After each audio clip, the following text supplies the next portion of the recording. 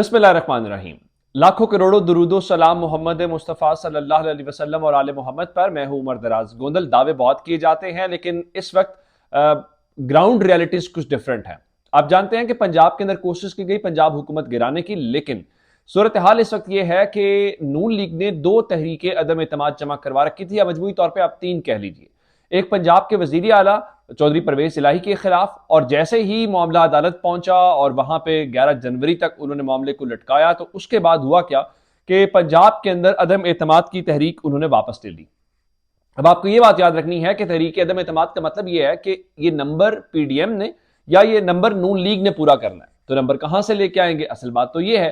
دوسری، سپیکر سبطین خان اور ان کے ساتھ جو ڈپٹی سپیکر ہے ان کے خلاف بھی تحریک عدم اعتماد جمع کروا رکھی تھی۔ میں نے آپ کو کچھ دن پہلے یہ خبر دی تھی کہ نمبر پورا نہیں ہے نون لیگ کے پاس، اس لیے تحریک عدم اعتماد واپس لی جا سکتی ہے۔ تو خبر سن لیجئے کہ نون لیگ نے باضابطہ طور پہ پنجاب کے اندر سپیکر اور ڈپٹی سپیکر دونوں کے خلاف تحریک عدم اعتماد واپس لے لی ہے۔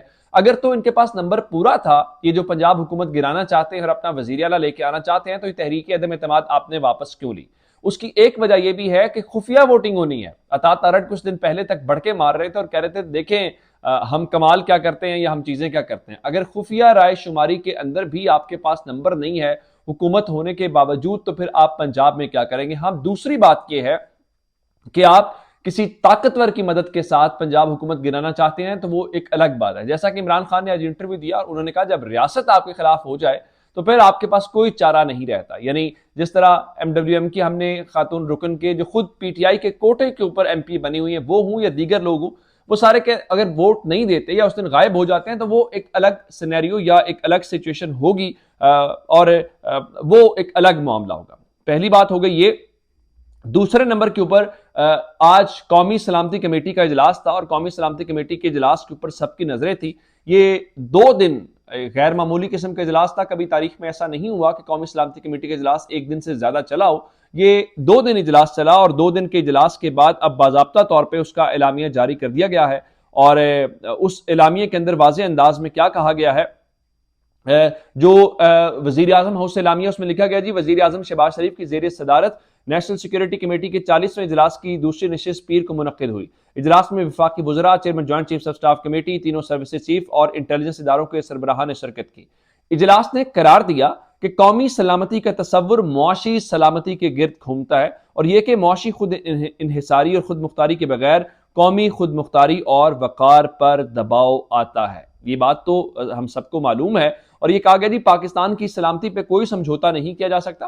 کسی بھی ملک کو دہشت گردوں کو پناہ گاہیں دینے کی اجازت نہیں دیں گے۔ پاکستان اپنے عوام کے حقوق کے تمام حقوق کے تحفظ کے لیے حق محفوظ رکھتا ہے۔ دہشت گردی کے لیے زیرو ٹالرنس پالیسی ہے، اور کمیٹی کا معیشت مضبوط کرنے کے لیے ٹھوس اقدامات اٹھانے پر اتفاق۔ اقتصادی بحالی کے لیے تمام سٹیک ہولڈرز کو بھی شامل کیا جائے گا۔ زراعت اور مینوفیکچرنگ سیکٹر کو بہتر بنایا جائے گا۔ عوام کی فلاح کے اوپر مبنی اقتصادی پالیسیاں ترجیح رہیں گی۔ اچھا، یہ نہیں بتایا گیا کہ کیا اس میں بلاول بھٹو زرداری جو فارن منسٹری کو دیکھتے ہیں، کیونکہ دہشت گردی اور دوسرے ملک کے ٹھکانوں کی بات کی گئی ہے، وہ آج کے اجلاس میں شریک تھے یا نہیں تھے؟ ٹھیک ہے، ریاست کہہ رہی ہے جی پوری طاقت کے ساتھ ایسے لوگوں کو جو ریاست کے خلاف کوئی حرکتیں کرنے کی کوشش کریں ان کو کچلیں گے، وہ بالکل ٹھیک ہے، لیکن فی الحال یہ ہے کہ ہم نے آگے کیسے بڑھنا ہے، وے فارورڈ کیا ہے۔ اس کے اوپر کامران خان نے 9:13 کے اوپر ٹویٹ کیا اور کہا کہ کاش نیشنل سیکورٹی کمیٹی 2 روزہ اجلاس کے بعد جاری اعلامیہ میں ملک کو معاشی سیاسی تباہ کاری سے نکالنے کے لیے قومی مفاہمتی سفر کے عزم کا اظہار کرتا۔ وزیر اعظم ہاؤس سے جاری بیان عمران خان کو کھلے دل سے مذاکرات کی پیشکش کرتا۔ ایسا نہیں ہوا۔ اب نکالے تنہا شہباز حکومت پاکستان کو اس دلدل سے۔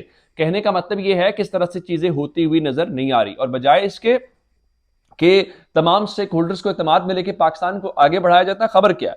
خبر یہ ہے جو جاوید چوہدری نے دعویٰ کیا ہے، ان کے مطابق حکومت نے یہ فیصلہ کر لیا ہے کہ عمران خان کی جو مبینہ آڈیوز ہیں ان کو جو مختلف مساجد کے اندر امام اور خطیب ہیں ان سے مذمت کرانے کا فیصلہ کیا گیا ہے، اور مساجد کے جو ممبر ہیں ان کو استعمال کیا جائے گا ایک پبلک نیریٹو بلڈ کرنے کے لیے۔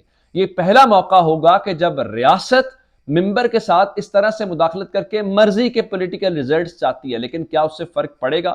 اگر آپ نے جو ٹی وی کیمپین کی ہے یا سوشل میڈیا کے اوپر کیمپین کی ہے اس سے فرق نہیں پڑا تو اگر آپ اگلی سطح کے اوپر جانا چاہتے ہیں تو چلیے اس سے بھی دیکھ لیتے ہیں کہ اس سے کیا فرق پڑتا ہے یا کیا اس حوالے سے ہوتا ہے یا نہیں ہوتا. اور پھر ایک اور بات کہ اس سب کے بیچ میں فضل الرحمان صاحب بیمار ہو گئے ہیں. فضل الرحمان صاحب حکومت کی بڑی سپورٹ ہیں. ابھی شہباز شریف صاحب نے ان کو فون بھی کیا تھا, زرداری صاحب سے بھی رابطہ کیا تھا موجودہ پولیٹیکل سینیریو کے اندر. آج جے یو آئی نے باقاعدہ طور پہ ایک اعلامیہ جاری کیا, اس میں یہ کہا گیا ہے کہ وہ اب کافی دنوں سے بیمار تھے اور مسلسل طبیعت ناساز رہنے پہ سیاسی سرگرمیاں انہوں نے منسوخ کر دی ہیں, اور ساتھ ہی انہوں نے کہا ہے کہ ٹیلی فون یا گھر پر ان کی بیمار پرسی کی بھی اجازت نہیں ہے, یعنی ایک طرح سے وہ اپنے آپ کو اس پورے سینیریو سے آئسولیٹ کر رہے ہیں. خان صاحب نے آج ایک اور انٹرویو دیا ہے اور اس انٹرویو کے دوران یہ بات طے ہو گئی ہے کہ عمران خان کوئی بڑی آسانی سے جنرل باجوہ کو گمنامی کے اندر نہیں رہنے دیں گے, وہ قرض چکاتے رہیں گے. بار بار وہ باتیں جس میں وہ آڈیوز اور ویڈیوز والی باتیں کرتے ہیں, لیکن آج تھوڑی سی انہوں نے الگ باتیں کیا. عمران خان کے مطابق جب ایکسٹینشن کا معاملہ ہے, ایک تو جاوید چوری سے گفتگو کے اندر جنرل باجوہ نے یہ کہا تھا کہ دیکھیے میں ایکسٹینشن نہیں لینا چاہتا تھا اور مجھے زبردستی ایکسٹینشن دی گئی. عمران خان نے آج اس بات کی تردید کر دی ہے کہ ان کو زبردستی کوئی نہیں دیا گیا ایکسٹینشن. پہلی بات تو یہ ہے کہ عمران خان نے کہا کہ یہ میری غلطی تھی کہ ان کو ایکسٹینشن دی, ان کو ایکسٹینشن نہیں دی جانی چاہیے تھی. اب وہ کہتے ہیں کہ جنرل باجوہ نے ایکسٹینشن دینے کے لیے رابطہ کیا اور پیغام بھیجا, یعنی وہ جو جنرل باجوہ صاحب اپنی طرف سے یہ تاثر قائم کرنے کی کوشش کر رہے ہیں نا کہ جناب وہ مجھے تو زبردستی یہ کیا گیا, ایسا نہیں ہے. پورا گراؤنڈ بنایا گیا, پھر پیغام بھیجا گیا, اس کے بعد یہ ایکسٹینشن لی گئی. چلیے اگر آپ کو زبردستی ایکسٹینشن دی گئی تو آپ قبول نہ کرتے, آپ استعفیٰ دے دیتے. پھر عمران خان نے یہ جو بات کی کہ پہلے اور بعد میں فرق کیا تھا, وہ کہہ رہے تھے کہ وہ ڈبل گیم کیسے کر رہے تھے. انہوں نے یہ تاثر قائم کیا, جنرل باجوہ نے کیا کیا کہ عمران خان کو کہتے تھے کہ میں چاہتا ہوں کہ اگلا آرمی چیف فیض حمید بنے, اور دوسری جانب پی ڈی ایم کو ملاقاتوں میں کہتے تھے کہ یہ عمران خان فیض حمید کو آرمی چیف لگانا چاہتا ہے. اس سے ہوا کیا؟ اس سے ہوا یہ کہ پی ڈی ایم نے چلو جو کرنا تھا وہ کیا, یا سو کرنا بنتا تھا ان کا یا نہیں بنتا تھا, وہ ایک الگ ڈیبیٹ ہے. لیکن کیا ہوا کہ باقی جرنیل بھی عمران خان کے خلاف ہو گئے. جب آپ کو لگے کہ آپ کی جگہ پہ کسی اور کو بنایا جا رہا ہے تو آپ گھوڑے دوڑائیں گے, آپ نے سروسز دی ہوئی ہیں. تو جنرل باجوہ عمران خان کے متعلق کچھ اور ان کے سامنے بات کہتے تھے, پی ڈی ایم کو کچھ اور کہتے تھے. تو یہ وہ ساری چیزیں ہیں, اور عمران خان نے بالآخر یہ مان لیا ہے کہ انہوں نے جنرل باجوہ کو ایکسٹینشن دے کے غلطی کی ہے. امید ہے کہ اب اس کے اوپر پارلیمنٹ قانون سازی کرے گی. اور رہی بات کہ جنرل باجوہ کا دعویٰ سچا ہے یا عمران خان کا سچا ہے, مصطفیٰ نواز کھوکھر جو پی ڈی ایم کا پارٹ تھے, 12 منٹ کے اندر وہ قانون سازی کیسے کی گئی اور پولیٹیکل پارٹیز کو مجبور کیا گیا کہ وہ جنرل باجوہ کی ایکسٹینشن, چونکہ قومی سلامتی کا مسئلہ ہے جنرل باجوہ کو ایکسٹینشن دینا, اس وقت تو یہ حالات و واقعات کی ہے. اور ایون ٹی وی چینلز کے اوپر لمبے چوڑے 5-5, 7, 8 منٹ کے پیکیجز چلائے گئے جس میں یہ بتایا گیا جنرل باجوہ کی کتنی سروسز ہیں, ان کے ہوتے ہوئے پاکستان کتنی ترقی کر رہا ہے, جتنی ترقی کر رہا ہے وہ آپ کے سامنے.